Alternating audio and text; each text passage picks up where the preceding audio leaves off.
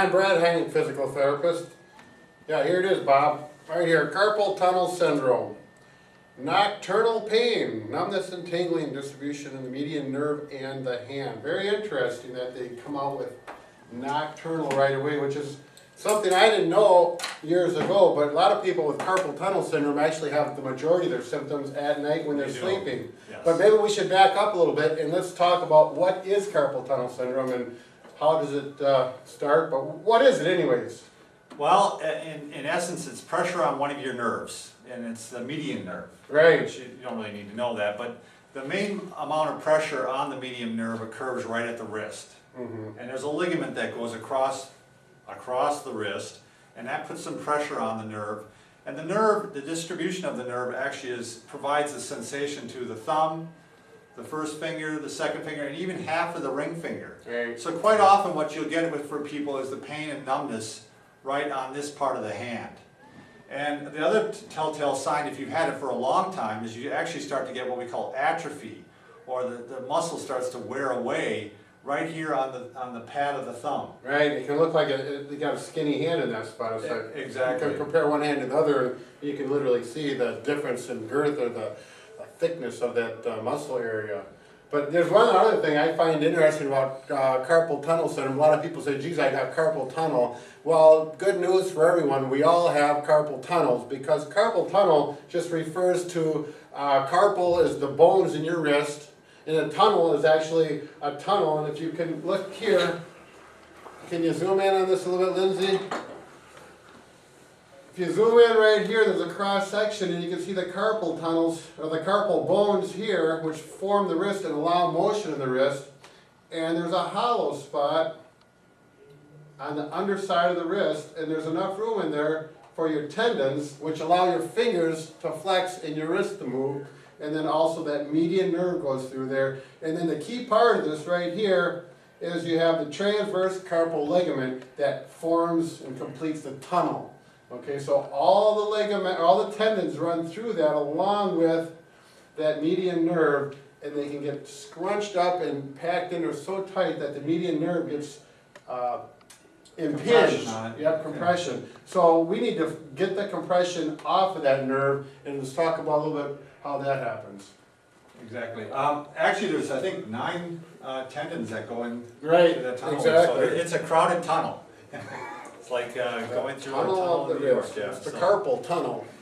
So the other thing I might want to mention, Brad, I don't know what time this is good to mention it, but at any one time, you're getting pressure on the nerve. The other thing, there's also often what we call a double crunch syndrome.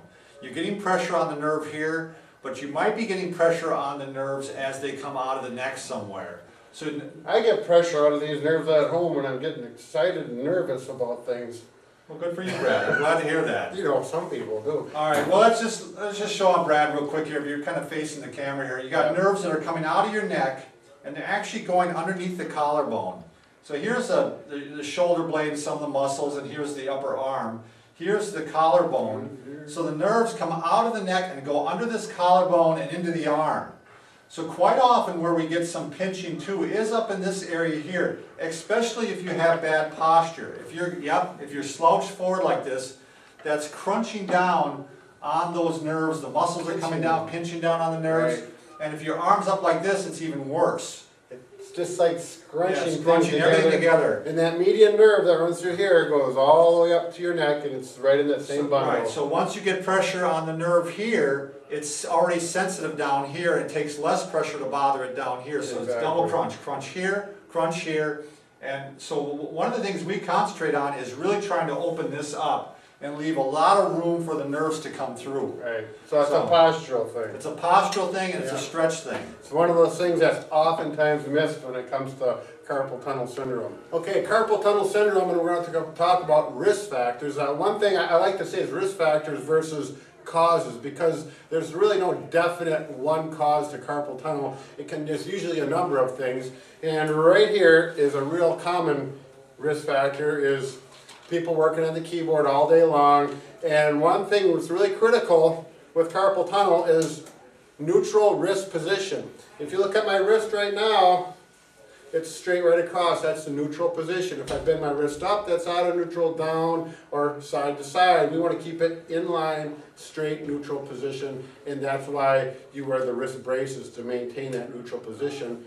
When someone's typing, that oftentimes put the wrist at a little bit out of neutral position, and they're working those tendons to the carpal tunnel all day long. The tendons can be overworked, they become inflamed, they swell up a little bit, and once that happens, they all tighten up and press on that median nerve, causing the symptoms Bob had talked about earlier. And there's not that much room in that carpal tunnel the way it is, Right. and as soon as you swell something up, it takes away the space. Exactly, it all adds up. Other common causes, people... Oh, do you mind if I mention one more thing here, Brad?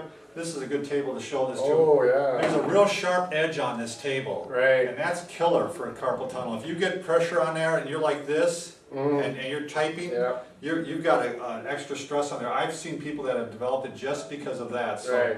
you need to either cushion it or get a better table that you don't Right, have they on make the those pad cushions that you can put right in front of your keyboard. Okay, you know. Exactly. And the next thing is people in industry working with our cordless drill or other hand tools, really common cause. You tighten up all the tendons as you're working throughout the day, and that'll also irritate the tendons and cause problems, particularly if you're in forward posture while you're working for a great part of the day. So be careful with your equipment here. We're going to show you some stretches you can do to help minimize that risk. Another thing with people working out in industry or in the shop is the tools that you're working with, okay? The diameter of the grip. Okay, here's a nice ergonomically designed screwdriver handle. If you go like this with your fingers, that's approximately the diameter you should be working with. Not smaller than that, but tip of the thumb to the tip of the finger, and that's where this one is. And you got a nice grip there, as opposed to trying to work with a smaller screwdriver like this. It really stresses those tendons and increases your risk. Another thing people can do in the workplace is wear some gloves, particularly if you work with vibrating equipment. When you have vibration going through your hand, it causes and increases the muscles to tense up without even thinking about it, which increases the tension on those tendons even more, because all these muscles here, those tendons are going through here and they're just tightening down with vibration. Get a glove on like this with padded palm. By the way, Brad, that looks like the glove from the Rocky movie where Rocky go around and make collections with it. That's an old reference, but... Why, Bob? I don't know, he was more this weird glove and he went around getting his collections and... Alright, go ahead. Rocky. See, somebody who saw the Rocky movie is going to remember this. Right, well, you got a good point there. But actually, the reason you have the fingers cut off is it's for collecting money, but it's so you can work with things and not have to pinch so tight. If you have gloves on that are loose, you have to pinch tighter, and that pincer grip, fingertip to thumb tip, increases stress on that carpal tunnel even more, so we want to minimize that throughout the day as well. So a nice set of gloves. A lot of workplaces actually will have gloves available for you, but I found out one thing: if you don't wear them, they don't work. Oh, we're getting better all the time, Bob.